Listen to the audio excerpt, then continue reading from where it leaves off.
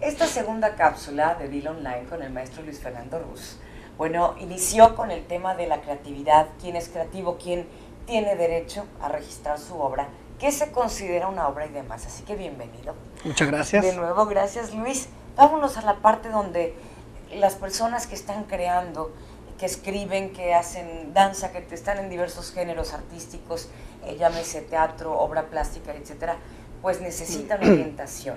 Así es. Y protegerse también. Hay una enorme comunidad de creadores. Invitarlos a que siga creciendo poco a poco la cultura registral de la defensa de nuestros derechos como autores, como creadores. En Veracruz, afortunadamente, del primer trimestre del año a esta fecha, se ha tenido un incremento marginal del 5 al 10% dentro de las personas que acuden a consulta, asesoría, a la ventanilla propiamente dicha, de ahí de la Delegación Federal, a efecto de recabar información para ver si su obra es susceptible de registro. Quiere decir que si hay un filtro Sí. que dice esto no Así es. se ha de registrar, no es Sí. que no merezca, simplemente no entra Sí. en estos parámetros. Sí. Ponme un ejemplo. Tienen que ser cosas tangibles y susceptibles de reproducción por cualquier medio. Para empezar, eso es una creación. Si yo no lo puedo reproducir, entonces no lo puedo registrar, ¿no?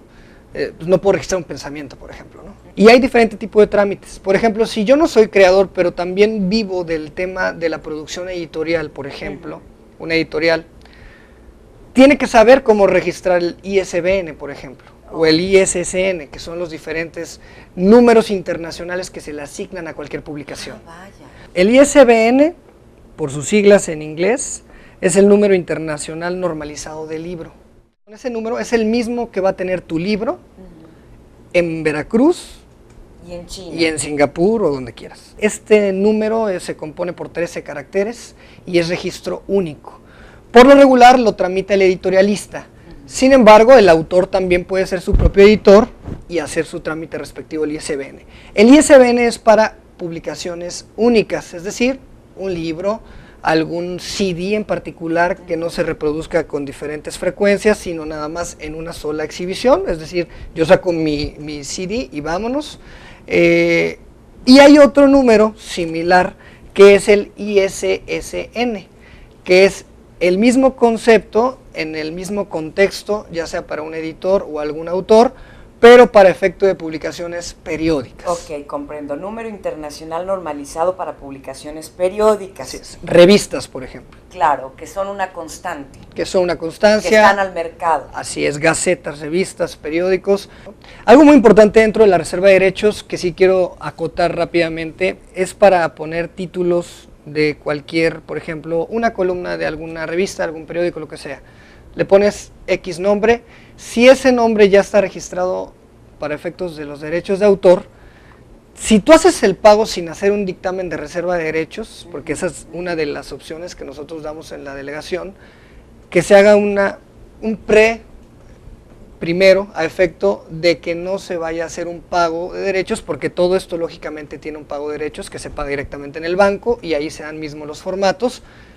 Si yo hago el pago directo, porque yo estoy segurísimo que no hay ninguna columna que se llame El Osito de Papá o como se llame, la columna, por decirle algún ejemplo. Y de pronto surge que ya hice un pago, Zacatecas está exacto, El Osito de Papá. Y ya hice un pago a lo mejor que ya no voy a poder recuperar.